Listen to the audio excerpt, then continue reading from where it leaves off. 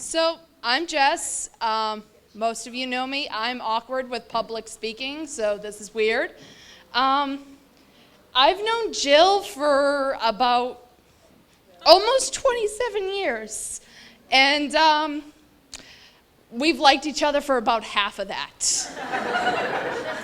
So if you don't know by now, Jill is my sister, my oldest sister. So according to my mother, Jill used to love me when I was a baby. I don't know that. I was small.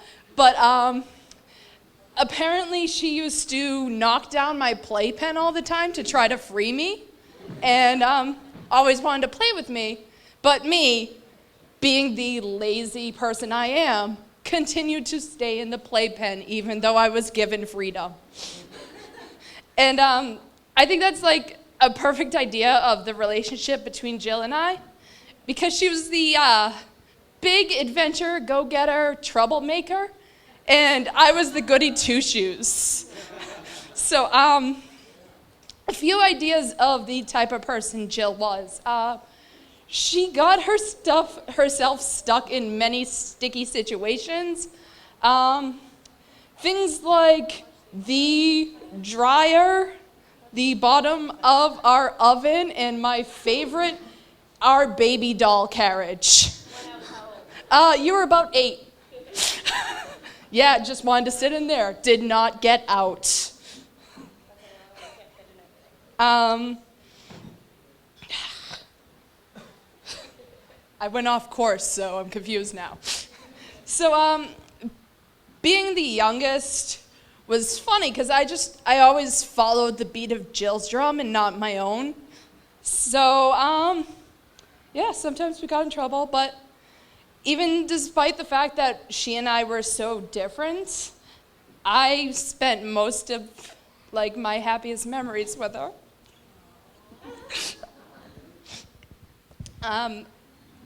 Yeah, ooh.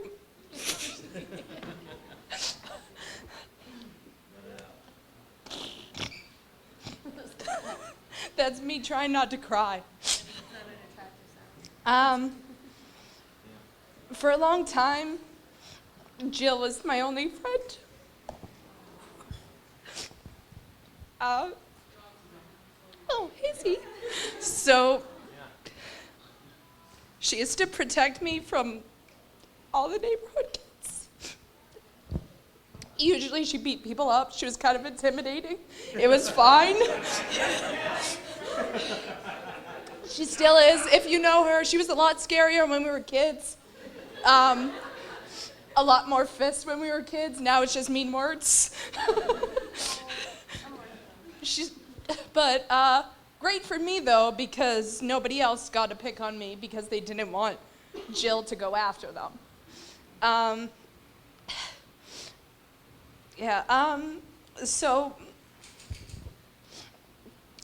Jill started dating this guy called Ryan, and I haven't ever really been a fan of most of her boyfriends, so meeting him was not something I was exactly looking forward to.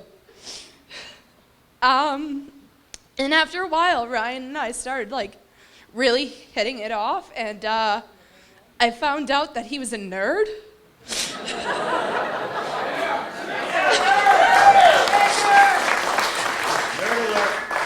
So oftentimes Ryan and I got into really deep discussions talking about the next Marvel movie to come out or something, and you just see Jill there in the background what are you guys doing? He's my boyfriend. I'm supposed to talk to him.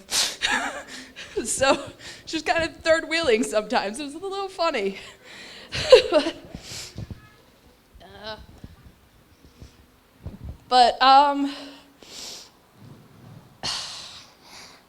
And I know Jill's not the easiest of people to put up with. I spent a lot of my life trying to, she won't take anything from you, and she puts me in my place constantly. And for someone who's spent the most of Jill's life getting her personality, I know that Ryan's got a lot of work, but he does it better than I ever have. So, and Ryan and I have this little gig that we've been putting on for years where we just pretend we aren't affectionate towards each other or anything. It's a little weird. We're like, oh, hugs? No, no, no. But I am so glad that you are now my brother. And I love you, and I know you love my sister more than you're gonna give her exactly what she needs. Most of what she needs.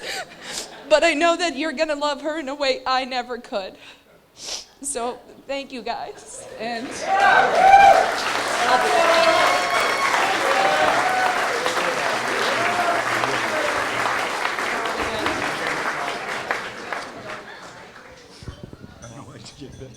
Okay, Michael, where are you?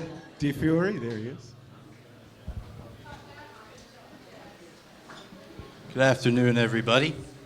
I'm going to try not to cry, but I'm not making any promises. I just don't like Ryan as much as Jess likes Jill, so it could go either way. On behalf of Ryan and Jill and the whole wedding party, I want to thank you all for coming out this afternoon. I know it means a lot to all of us. So I'm going to stick to a script. Thank you.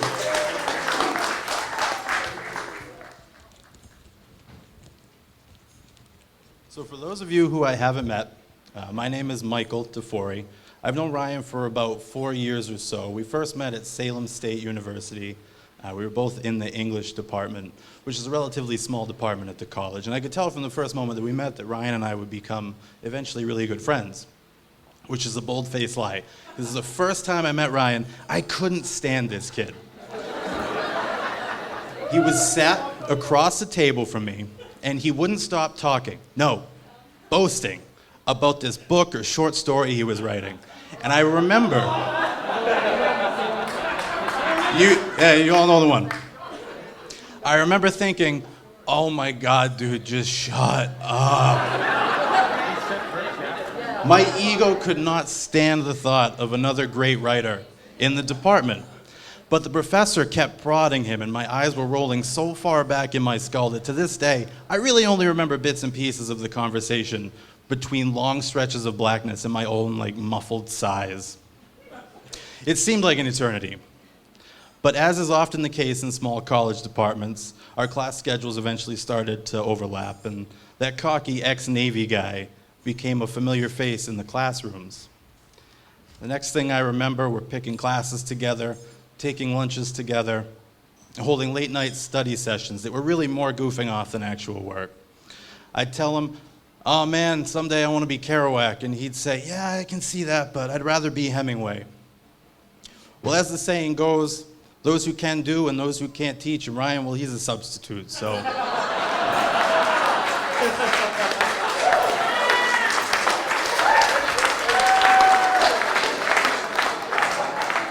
All kidding aside, though, over the years I've learned a lot about Ryan.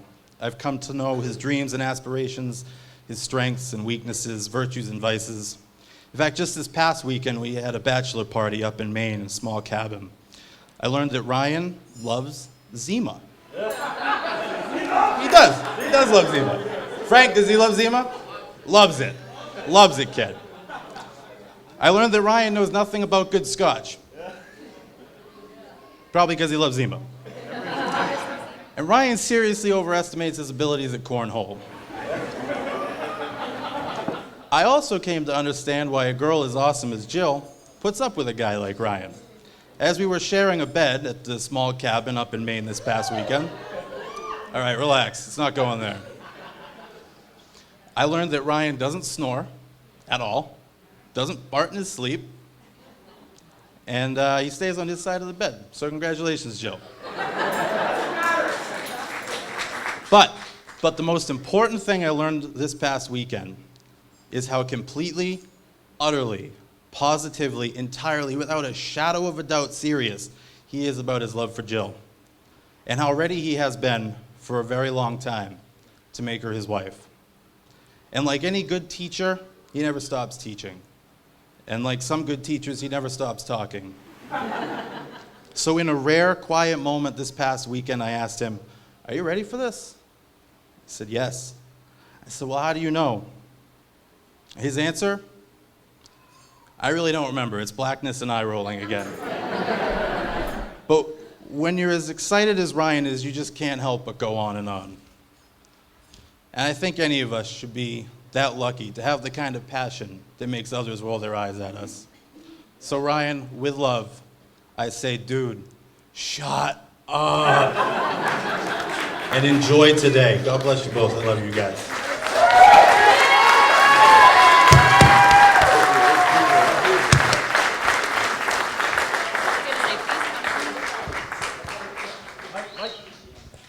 This keeps falling off.